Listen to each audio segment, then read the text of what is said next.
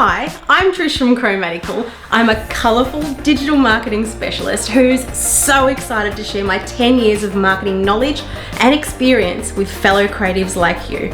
I've done a lot these past 10 years. I've built shops and blogs, ran courses, created marketing strategies for businesses big and small, and that's just to name a few. Marketing is my entire world, so if you're here because you want to market your brand a little bit differently, a little bit more colourfully, then you're in the right spot. Let's start. Hi guys! Trish from Chromatical here. Hi guys, Trish from Chromatical here. I'm here with Trish. with Shannon from Pretty Parcel. You probably know and love her already.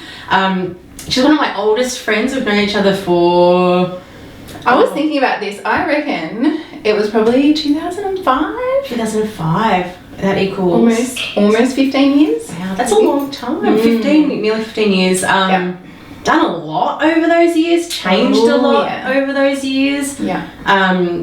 God, started out, we met at those emo nightclubs with our Supre shorts and band t-shirts. I reckon I met you in the girls' toilets in Milan. I think our first conversation was, what guest list do you use? I was always pimping my business. Trish has always been very business minded, very marketing minded, and that's what I like. That's so funny. Nothing's changed in that respect. Maybe just, and I've still got the emo fringe and everything. So maybe not as much as I hoped to change. So we met then. We sort of always did weird things with outfits, did weird matchy things, and theme nights, polka dots, stripes. I think I wore a cape once, which me and Claire had matchy. Anyway, did lots of just strange things. You were studying at the time. I was, studying fashion at TAFE. So what got you into that? I think in high school, you know, when you're in year 12 and you just kind of have to decide your future and automatically know what you want to do. I was sort of tossing up between art and fashion at the time, and I thought probably with fashion I could incorporate both. My teacher was really amazing, and I find it hard to talk about myself and talk myself up, you know that. I've always been like that. But I guess I was good at it, and I really enjoyed it, and I just thought, that's the direction I have to go, and And you did? Never look back. Never look back. What was, I remember when you're doing some of your projects back then, maybe, was it while we were watching Lost? Was it that period? Yes. Oh my God. And eating like our own version of cold rock ice cream made at home. But you made some like completely wacky fashion things for like your catwalks and things that you had to do for school. I remember all that sort of thing. And how long ago would that have all been? That would have, I don't know. When I reckon just after we met, I probably just started before we met. Oh really? Okay. Yeah. Just after year 12, going into studying, studied for 3 years. And I remember really being into like costume design at that time, and like making a lot of costumes for our Halloween parties. That's right. Just making outrageous things. You went all out. I did. With those I was very dedicated. I put a lot of time into those. But I did win a couple of years, I think. You did win outfits. Absolutely. And well-deservingly. It was fun. Well-deserving, I don't think that's a word. That's funny. And so 3 years of study. And then I had a part-time job on the side. I was always sort of told, like any business, you're probably not going to make a profit for the 5 years or so. Wow.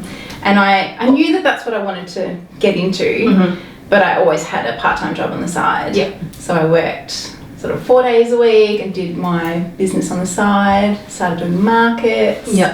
And then just grew from there, I guess. Each year I kind of decreased the amount of part-time work that I did.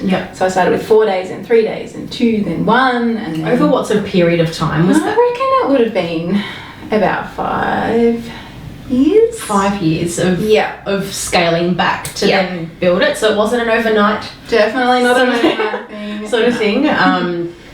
Or what did they say if they said in, I guess, studying fashion was the sort of success rate of people wanting to do something? Minimal. Yeah.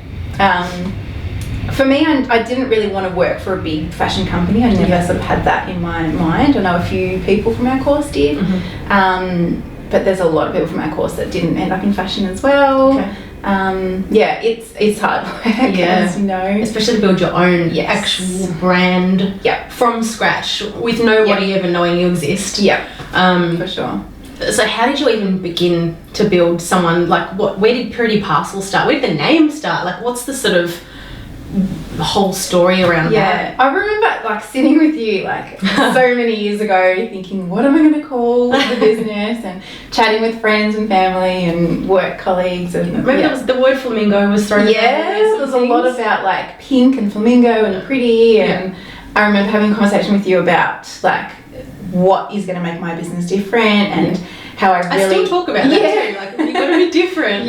And how I wanted to like package and present all of my garments that I was sending out in the post. I knew it was going to be an online business, and how much we all love receiving something amazing in the mail and pretty, and like it's a gift to yourself. And that's kind of where the name came from. Actually, my cousin helped me come up with the name in the end. Oh, good. And as soon as she said it, I was like, that's the one. That's the name. You know, it's so just, it's a yes when you know it. It's like all of the ones that were, maybe, and you try it for a little bit. When you hear the right one, it's just like, never going back. So good. I remember when I thought of Chromatical, I had like sheets. Oh, do you want to show us? Some of your pages. I got Shannon to bring some of her, what do you want to tell us about this? Well, this is basically a portfolio of Pretty Parcel, of where it began and all of our business chats over the years. And I remember you saying to me, keep a portfolio and have it all together, and year after year, and you'll look back on it one day and be so thankful. So I'm so glad you did. Oh, good. But even, I don't know if you can see, this is just all different like logo ideas that we've talked about, and how I wanted to present it. I remember this. I remember. How funny. So I'm really, really glad that I kept that. And then this was my first logo. I remember which that. My sister-in-law designed. I have that business card still somewhere. How funny. And then just each range over the years, all my different mood boards, and all my sketches are super basic, but it's what I love. I love just getting all my ideas out there. Oh my god. All the different prints and that's amazing. Yeah. So you'd recommend people doing something similar to definitely, business? Definitely. Because then you can actually so good to look back on. And you see the growth. Yeah. It's like so many people feel like, I think there's a meme going around where it's I'm not going to remember how it goes, but it's like, remember where you are now because it's where you really wanted to be X amount of years ago. Yeah. But sometimes people don't realise how well they're doing or how much they've grown. Yeah. And seeing that sort of stuff, you go, holy shit, I've done good. Yeah. That's so cool. good. And so I kept these. What is this? Just all my business, different business cute. cards over the years. Oh my god, I remember that. I remember doing this one. Oh my god. Did I make that? Trish would make me go out into the city and hand out little cards to try and promote my business. Did I really Because to be honest, I wasn't like good at it back then. I was too shy and I can't believe I made you do that. Yeah, so you made me these cards and you're like, hand them out. Oh my god. Getting your name out there. That's so funny. I had magnets and I love the magnet. Yeah, and this is where we are today. That's amazing. And who designed that? So this is by Cherie from Whimsy Kaleidoscope, who, I don't know if you know this, went to the same nightclubs as us every single Thursday and Friday night back in the day. No way. So small world. She made your dress. So she designed my dress and headband. This amazing collaboration, Pretty Fly for a Cacti. Pretty Fly for a Cacti. Yeah. You've always got the best names. Okay, so started the name, got the name. Yeah. What was the next sort of steps? For me, it was just doing markets. So my sister-in-law, who's also known as Saturday Lollipop, wanted to start her business as well, making little clay miniature food jewellery, and we did markets together, which was amazing because I needed that kickstart to just get out there. We did so many different markets together. Some were great, some weren't so great, but just kept doing that. handing out business cards, getting your name out there. Yeah, super awkward, but I guess it builds the confidence. It does. Anyway, when people actually do it, it's like, well, you know, I'm talking about my business. I find, like, just talking about your business, like, if I'm just saying, you know, practicing with Chris on the phone what I talk to people about on, talking to Chris here, or what I say to people on the phone, is just like talking about my business. I'm so much more confident in what I do. It's just it's so true. interesting. Yeah. So how did you even begin your first like line, I guess? Like, how did you know what to even do as a business? So a friend, I was living with a couple of friends at the time, and her friend is a photographer who was actually our wedding photographer as well. Nice. And she did my very first ever collection photo shoot. Yeah. And yeah, she was looking at building up her portfolio with different fashion shoots, and I just thought, all right, this is the chance. Let's get everything together and put it all together. That was spring, summer 2011. 2011. That was my caravan year. Wow. So cool. Yeah, so that's what sort of started the whole photo shoots, and then every season since then, pretty much I've done a collection and photo shoot. Amazing. Yeah. And what about back at the very beginning? You're working part-time to try and do this. How, there's this sort of financial like sort of stuff. How do you go and jump into, crap, I'm doing a photo shoot, crap, I need to buy all this fabric, and do all of these things that are necessary, buy a new sewing machine. I remember when you needed a new sewing machine. Like, all of these things that you need to do when you're working part-time, and you know, it's not a built business yet. Like, how do you even start? Do you know what I mean? I think you just have to start. You just gotta start. I just built up a collection over the years of fabrics, buttons, zips, threads, everything. You just start somewhere. And I just put all of my money into it. Anything I earned in my part-time jobs just went into the business. And so no social life. Oh no, except for the clubs, but we did have to sneak some goon. It's true. Saved where we could, but Wow, no wonder we met in the toilets. That's so funny. Oh god. So you do it with business. You've got to invest everything in, especially time as well. Like, you can't create a business from scratch if you're not working a heck of a lot on it, because you do work part-time to pay for it, but if you don't, you know, at the start you don't make money yet really, so you've got to but you've got to keep making stuff to do, so it's just a big cycle. Did you ever sort of worry that this wasn't right, or that, like, that, you know, was it too hard? Or? I mean, it was hard, but I've always been pretty dedicated. Like, I just know that that's what I want to do, and I think you have to be passionate about it. You have to have that dedication. Otherwise, it's so easy just to give up and go, no, that's too hard. But if you stick to it, and it definitely pays off in the long run. There are a lot of people that sort of go, you know, I've been doing it for 6 months and I've got no traction yet. I don't think I'm made for this, I'm going to stop. But how do you push through that sort of, that painful part of that fear, probably more than anything fear, of not feeling that you're at the place where you thought you would be?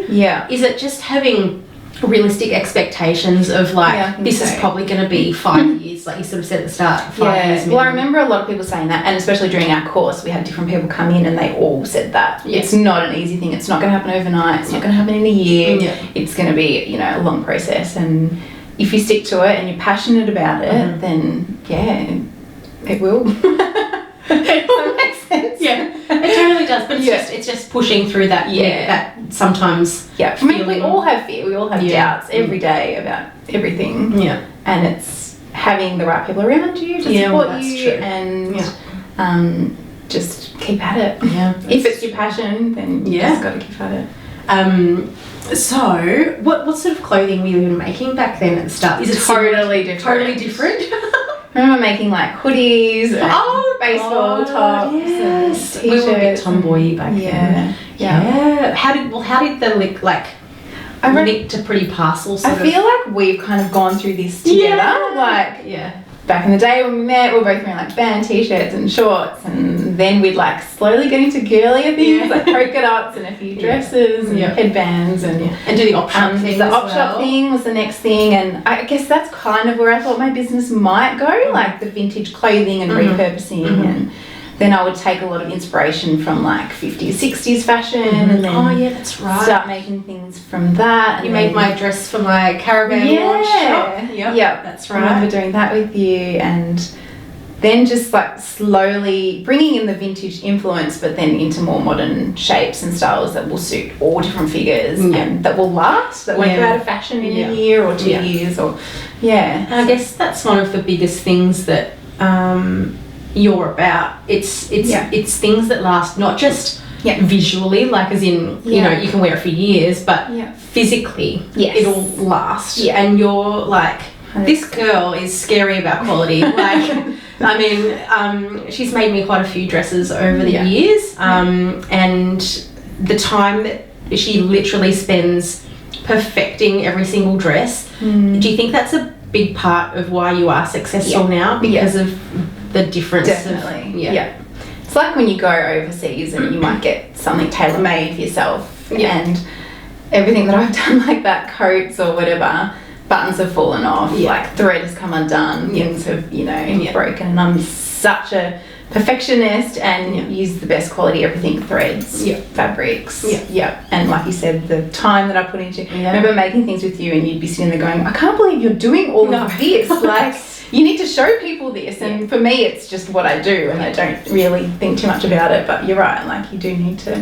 I think that's one of your biggest marketing, I mean, so many people associate marketing with paid ads and you know that sort of technical marketing stuff, but for you, I think one of your biggest marketing strengths is showing exactly what you do behind the scenes and what is involved, because without, you know, showing, you know, I remember you did a video and for the whole long video you were untucking one of the belts that you just sewn, and it went for so long, but it shows that the amount of detail and what you're going to receive when you get it, but you know, that isn't what well, some people would, but you know, it's not common. It's not what you get from buying fast fashion, and and that's how you can actually also show the value of a price. Yeah, definitely. Because like when you put a certain price next to something, if it, you know, if there's no understanding that it could be just imported from China, or there's no sort of knowledge that you've sat there and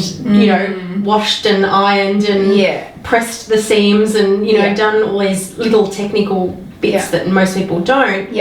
People don't know that they're buying something that's quality instead of just a brand name. Very true. A lot of big factories just look for the shortcuts everywhere, and it does affect the overall product when you cut out all those little things. And that's like, just I think is one of the best marketing tips for anyone doing anything, like even me doing marketing, I need to show more behind the scenes stuff. But it shows the amount of value that you do offer and what people will receive when they get one, rather than just the photo of a dress on a model. Exactly. Sort of thing. It's so good.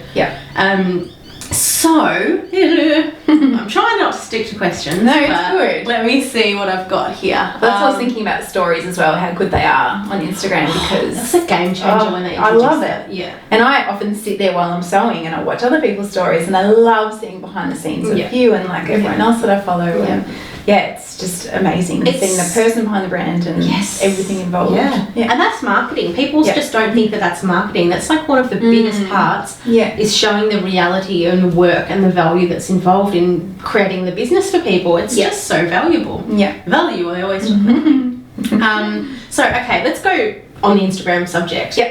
Just started a business at the beginning. Oh, here's Instagram, new social media platform with really bad filters and borders and straight back in the day. How do you go from 0 to 100 and then 100 to 1,000, and how do you even grow something? Because I know a lot of people look at someone like you who's got quite a lot of followers now and might compare.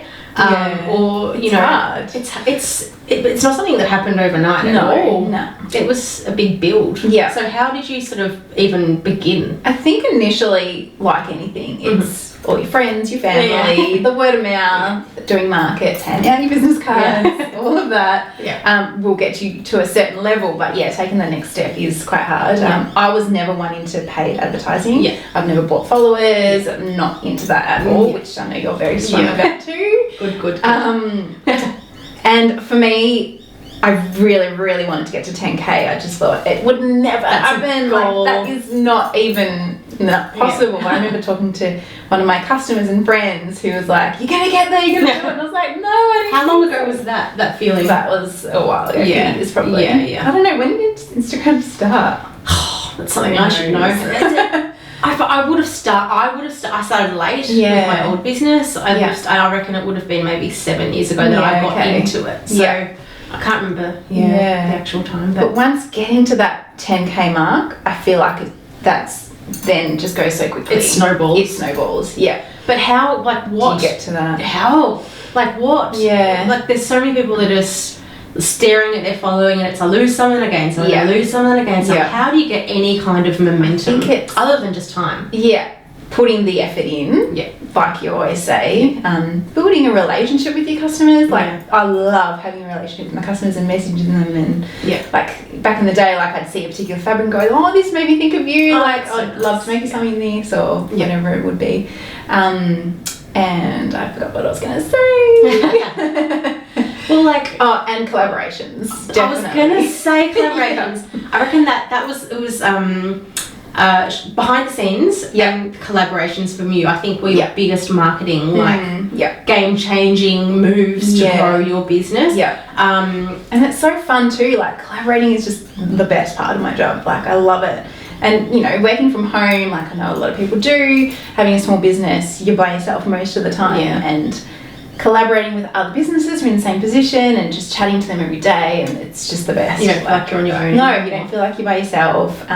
You don't feel like you're in it on your own, and we're all here to support each other. How does a collaboration work? Like, how does that, not necessarily the finer details, but how does that benefit?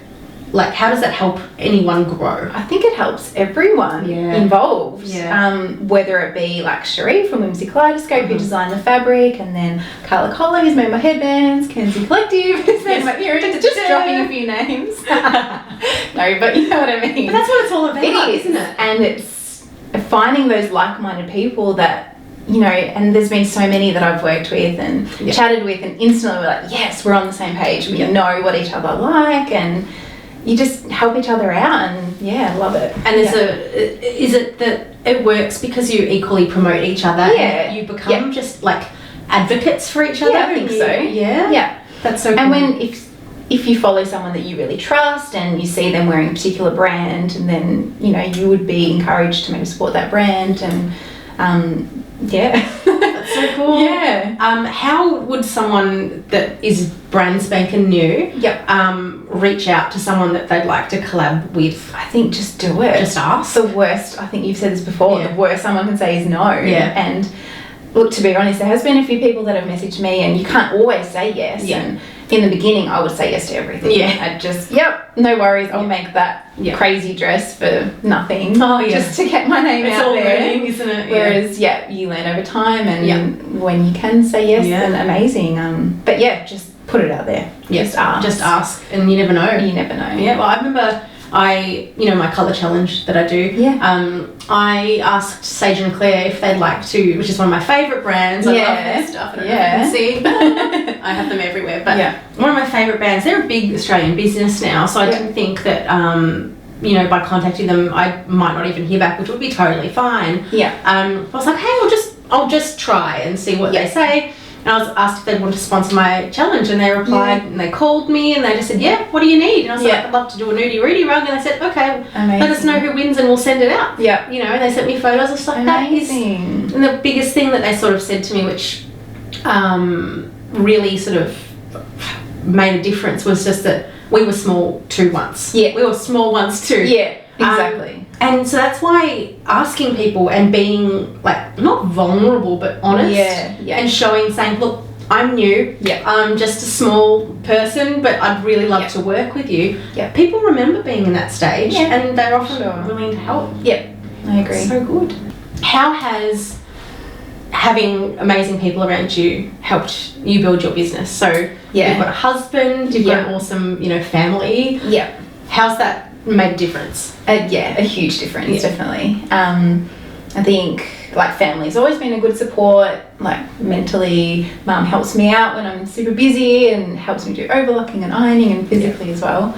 Husband is incredible. He is very hands-on. Like he loves helping me cut out. Oh, that's so nice. Which is so good. He actually enjoys it, which is amazing because my wrist and arm can only do so much. Oh yeah.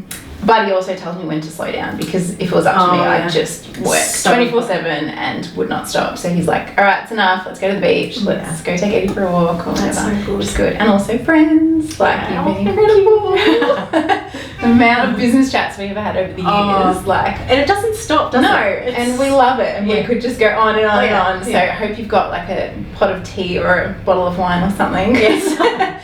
We will probably be. Yeah. But I guess, as well, I haven't always had great people around me who are supportive, and it's still doable. But even if you just find other business people, like go on a meetup, like I go on meetups sometimes and go to events and chat with like-minded people. Yeah. Even if you don't have awesome family and awesome partner or anything, just surround yourself by like-minded people and positive, inspiring people, because you just need that little crew. And that's why Instagram's so freaking great. I love it. So many people hang shit on like being social on social media instead of real life, but I couldn't live without these guys. I feel like I have so many really close friends through Instagram. Some I've been really lucky to meet in real life, some I haven't, which I still hope to. But without them, and it's not just because they buy though. It's not just they're not necessarily your buyers or they're just friends. And for sure. There's no support and I remember when I did my I was trying to get to 5K and I had a few hundred to go. And people that I hadn't even heard from before were sharing, help Trish get to 5K, she's awesome. And I'm like when you find your group of women or whoever it is, that it's amazing what you can do. And everyone can find that as well. You just got to look. So regardless of what's around you physically, find your crew online. Give back and offer value to other people as well. Don't expect it all. And just you'll get that back tenfold from other people and other support. It's so good. Love it. So what has the role of Instagram played in your business success? Massive. Could not do it without it. I don't even look at Facebook anymore. No, I don't do Facebook anymore. I will share my post from Instagram to Facebook, but it's just... What do you think the reason for, is it because it's visual? I think because it's visual and you've got the whole stories behind the scenes and I don't know, I think back in the day when Facebook, you stopped sort of seeing people's posts, which I know Instagram's got the algorithm now. But when that started happening, and that's when sort of Instagram started up, and everyone jumped on that, and you saw everything, and I think everyone sort of stuck to that. I feel like it's so much more positive on there as well. It is. It's not that sort of negativity. I wake up and I thoroughly enjoy looking at my Instagram feed to see what everyone's up to, and it's always feels positive. Even if someone's not having a great time, totally okay, but I still feel like it's a caring and more nurturing world for sure. Facebook. And because I'm so much same with you, into colour and visual and I just need to fill my world with it, and I think that's why Instagram's so good, because it's just so true. And what do you say? So you don't use Facebook anymore, but what a lot of people feel like they've got to do everything. They've got to I've got to have a Snapchat account, I've got to have this, and what about Twitter? And I always just sort of say, everyone has a different opinion on whether to do lots of things, but it depends on the time you've got as well. I focus on Instagram because I don't have time to create new content for every single different platform, but so I remember in the beginning you saying, just get Twitter, just get this, even if you don't use it, just get it. The handle. So you've got it, and it's yours. Get it as a just in case. So I did. Yes. Absolutely. But like you said, just don't have the time to do them all. But that's okay. Instagram. Instagram's the bomb. What would you do without it? Yes. I would die. No, you wouldn't die. I don't know. It's just such a game changer for visual people. Just so amazing. All right. On the Instagram trend, social media itself is pretty new in the scheme of anything. Yep. But even later, the whole concept of putting your face and talking to your followers and talking to people, it's reasonably new, and there's still lots of sort of uncertainty and nerves around just going, hello, everybody. Yeah. I still won't do it in front of people, but when I'm in my own zone and in my studio, I'll go nuts. But when I first started doing it, super awkward. You're so good at them. I still I don't know. No one likes the sound of their own voice. Yeah, so true. We just did our socials before and we could hear each other's. Awkward. But just keep going. Just keep doing it. Keep doing it. Keep doing it. I remember when I first started doing it, I got a few messages from people saying, "Oh, that was really cute. Oh, that was nice. Do more." And just that little bit of encouragement was like, okay, maybe it's not so bad. And it when you get engagement from it and people responding, it's just like, oh, I'm not just talking to myself every day to my phone. And but it takes a while to get that. Oh, for sure. To get just that. Do it as much as you can. And because you get more comfortable and it gets easier. Yeah. And no one at all is sitting at home going, oh my God, did you see Pretty Parcel's post this morning? She's so bad at that. So awkward. No one's doing that. They're excited to see you. No one is even thinking about it. So just start and you get better. Like I've said before, my first videos were atrocious. Same. But they're getting there slowly. They are. I love it. I love watching videos. It's weird me thinking about you watching my videos, but do it when I'm so on the way. I guess as well with what we were just talking about is that if you see someone else starting to do stories and going out of their comfort zone, support them as well. Yes, definitely. Let them know, give them that little bit of encouragement. Because it makes such a difference. What else? I said I wouldn't stick to my questions and look at me. No, it's good. So you've got a customer base. They're amazing. How have you built such a dedicated one that are just fighting for your things, buying things before they've even gone online with pre-orders, sharing things like their outfits and doing user-generated content all the time? Like, how do you have such a dedicated customer base and audience? And I'm super, super, super grateful for all of them. It's blows my mind. I think it's just building a relationship with them, being a real person. You don't have to be this Sally person that's trying to, sell everything all the time. I do what I do because I love it and I'm passionate about it, and I think you can tell when someone is. And I don't know, just built such a good friendship with so many of my customers, and knowing what they like they have their input, and I love stories because you can do your polls and you can ask questions and find out what they want, which is so good because it helps out so much, because I'm just in my studio, just my mind going all the time with different ideas, but to find out what your customers actually want is incredible. And so valuable. You don't waste things. I think listening to customers' feedback, knowing what they like, trusting your gut, just going with what you love, and that's what I've always just done. And there was something else I was going to say. Also just having a good quality product that's going to last. That makes Once people buy something and they go, okay, this actually fits well, it washes well, it lasts years after years, doesn't go out of fashion. Customer service is good. Definitely. Contact and stuff like that. As long as you have all those things, you will get repeat customers and you will build that relationship. And getting a new customer who's never bought from you before at a price point that people might not be used to because they might buy from the cheaper chain stores or something. How do you express your value? Do you find that most people follow you for a while to start to understand, or is it referral based? Or I think a bit of both. I do have quite a few people messaging me saying, oh, I saw so and so wear that dress the other day and she has so many of your items, I had to get one. Or I still get quite a few new customers each time I release a new collection, and just giving them the reassurance that if it doesn't fit, they can exchange it or return it. So being flexible. There's no pressure.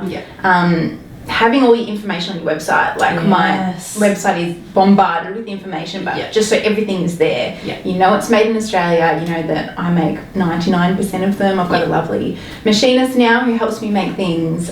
It's all high quality and just having that reassurance. And that's such a really massive point that I talk to people a lot in my sessions, is that putting as much information as you possibly can on your website increases trust so dramatically with people that, I mean, even like a phone number, like a way to contact you, like as much just information about if this situation happens, if this, you are safe and covered and you can talk to me. Because just, they might not even need to, but just by having it there, there's this security and trust that nothing can go wrong. And, you know, they can buy from you. It's so important. I feel like you learn that over time as well. Like, obviously you've got to go through different mistakes and, you know, things to learn. So every 6 months I might add something new to my website. Go, okay, I've got to make sure that I cover that. Or, you know, you learn from all of those things. What are some of the things that you've learnt from? Like, what are some of your mistakes? Not necessarily like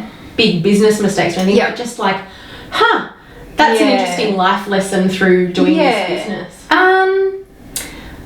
I think I can think of a couple. Like in the beginning, I might have mentioned before, I would just say yes to everything. Oh yeah, like, I remember everything. Like, can you make me this apron and this long and this design and this strap and this that? And I was like, sure, let's do it. Don't charge any extra. I would just do everything and anything. And I think I had to in the beginning just to get my name out there and get that trust and build that relationship. But now I'm finally learning to say no, which has always been hard for me. But you've just got to learn to say no. Like once you get to a certain point, you can't do everything.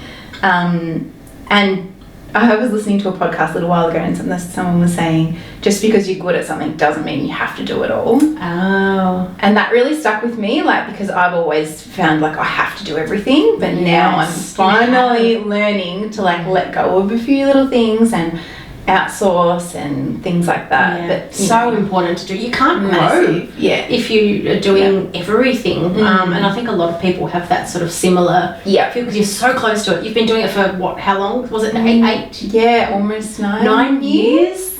When you've been doing it that long, and you've built to the level that you're at, you physically just can't do it all if you want to grow. So that's so good and such valuable lessons. 10 years next year. You're going to do some massive thing. Have a party. Yes, that's so good. That'll be so good. I have to start planning. I'm already planning things. I'm like, what can we do? Let's do it. That's so exciting. It'll happen. What am I saying? So I had just so many things that came out of that conversation. And the one before that, it was to do with, now I can't even remember. Dedicated customer base.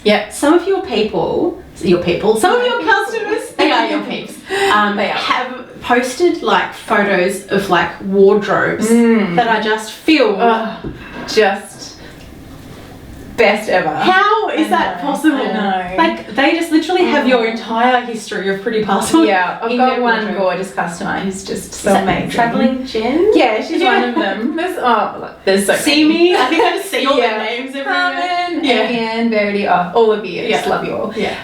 But I did a questionnaire at the end of last year and asking about how people found my sizing and just different things. And one person responded saying, I don't know, I only buy your clothing now. And I just thought that's so beautiful. That's so nice. But it's just, I can't even understand it. It's amazing. That's amazing. How have you found like the benefit of people sharing their photos helping you? Like, amazing. How do you get them to do it? I remember I want people do it more. Please do it more. Yes. I just love it for everyone. Just share people's brands and it's the best feeling ever.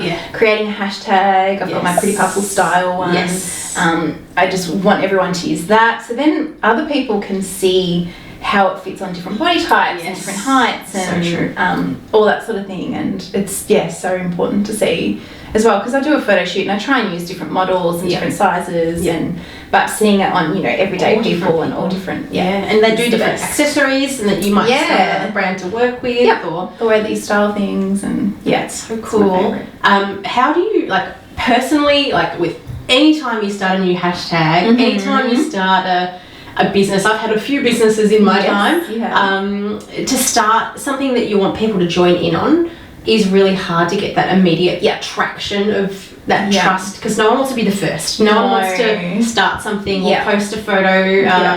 How do you start the ball rolling, and did it take long for people to start jumping in? Yeah, a little while. I sort of started obviously myself and then went through different posts that I had posted of other people and put the hashtag under those photos. So at least there was a beginning and there was different photos of people, and just keep talking about it, keep sharing it in stories, and when I'm packaging orders, tell people, and I put in a little thank you card and I've got the hashtag on there, so when people receive their orders they'll remember to do it, and just keep pushing it. And like you have an initiative, like you've got your colour challenge every month, and and you get excited about it as well. And I guess time, there's such a need for people, a lot of people, to why isn't it working for me now? Now. And it's just a build. Everything takes time to grow. Have the patience. And then it's like you said before, it's a snowball effect. People see other people doing it. And I guess find your little tribe and support each other, and and comment back on their stuff. All that sort of thing. And I guess as well, with oh God, I am so bad. I have all these questions. I'm like, remember that after she finishes I was talking. going to say, hopefully you can get back on track. Gert Squad has been another huge thing for me. Gert Squad. If you don't know about Gert Squad, it is run by Ali Whitaker, the amazing fabric designer. I'm sure you all know and love. And she got a group of all different Aussie makers and designers together to form a collaboration. She designs all of the prints, and then different makers can make clothing and jewellery and homewares. So genius. It's just incredible, and the support from those ladies has been amazing, and we all help each other out, and that has been a huge part for me as well, just finding, the women that... it's massive. And just feel good. Feel like you're a part of something. It's really positive vibes. That's so cool. What advice do you have for others wanting to start a fashion brand in 2019, 2020? With social media where it is, with everything. What's your best tips? Be yourself. Be original. Find your passion. Find what you're good at. Don't try and do everything. I mean, when I first started, I did a market. I was selling buntings and cards and badges and little plush toys and aprons and I forgot about the plush toys. Oh my gosh, so many random things because I didn't know where my niche was. And I guess at the start you do have to figure it out, and it's going to take time. You're not going to straight away, be super successful and know what you want to do. So try things out. Find out what you want your niche to be. What you're good at. Push that. No, it's not going to happen overnight. It's going to be a process. It's going to be hard. It's going to be hard. It's going to be a lot of work. A lot of pain. But it's all worth it. What about what about looking after yourself through it all? Like you've had injuries, you've got lots of stuff going on. How do you make sure that you look after yourself so that you can keep doing it? I wish I knew. Oh no. That question. No. Just knowing when to stop. Kind of knowing when to stop. I have physio treatments all the time. I go to clinical Pilates every week, and just to try and, which has helped a lot. Yoga and just trying to get out and walking every day, giving yourself that little bit of a break. Like my physio always tells me to not just sit and sew for 10 hours. Do it for an hour and then go do something else, cut out something, iron something, just try and mix up your day and find that time to give yourself a break. Wish I could learn from what I'm saying. But I've been up till 11 o'clock each night writing things out, working on strategies. No, I don't work 13 hours. No, but we do it because we love it. It's true. It's true. What's next for Pretty Parcel? I asked you this in the car. I don't have an answer for this. I know. What's your big? I talk about in my videos like your big scary monster, ridiculous dream. I don't know if I have a super big scary monstrous dream. Back in the day, I always wanted to own a shop, like a bricks and mortar shop. Yeah, that's gone out the window. Yeah. I guess I want this label to stay true to itself. I want to keep it Australian made, high quality. Good. Work with different artists, collaborate. Yeah, so nice. Have like a bigger home studio one day. Hopefully have a few workers and hopefully somewhere where like customers can come and visit and that'd be nice. have a cuppa and have a chat and try things on and like that would be amazing. That's nice. Probably. And so still small. But so still just I'm not face of the brand and it's okay to want that. And that's the thing, like I feel like there's so much pressure on, you know, like what's the huge thing next and when are you going overseas and when are you going to get things made in China and I just cringe at that. Like it's just not me. Like it works for other people, that's fine, but it's not what I'm about. And a big scary monster dream can be like having a baby for someone. Yeah. Like it can be a scary dream doesn't necessarily have to mean scaling to 20 stores or something. Yeah. A big monster dream is just what you have in your head of you know, maybe painting walls of your studio and you know it's just what you imagine that perfect place to be. Something that's happy. I'm not like I would stress out if I had a big company and I'm not like a big boss lady. Like, I don't see myself that way. And then you lose the connection as well. You want to still keep exactly what you've built.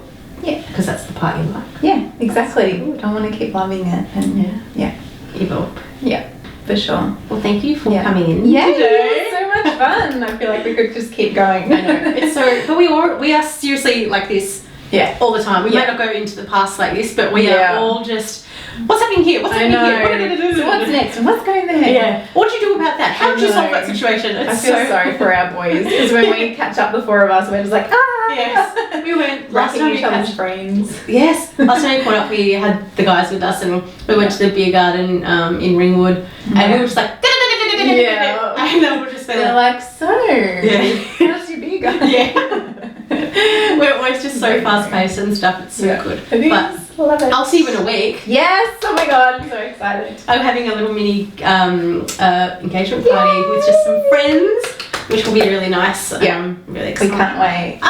Yay! Can you believe that? I know. So good. Yeah, that'll be good. Can't wait for the wedding. Yeah. Oh my god. It's gonna be so colourful. I can't wait. It's okay. You gotta tell me all about that after. Yes. Bye. And don't forget to find Pretty Parcel. It's literally Pretty Parcel. Watch her stories, follow everything she does, and buy her things because like I have not ever owned something that is higher quality. I'm just gonna say just something really quickly. Like she washes everything beforehand. Brand new fabric just to make sure it doesn't shrink. She irons it all so there's perfection. She places everything on the fabric so it's good print alignment, good print placement. She hand does like belts and ties and things and manually pulls them inside out. She irons and flattens seams so they're like flat and does all these kooky things that most people will just cut through to make a fast dress. This is not fast fashion. It's called slow fashion. It's called slow fashion. So it's just so worth it. And not just because she's my friend, but because like I have her things. She's just a bloody gem as a person and as what she creates. So go find her. Thank you. Thanks for coming. Yay! Can you see my boots? Oh yeah.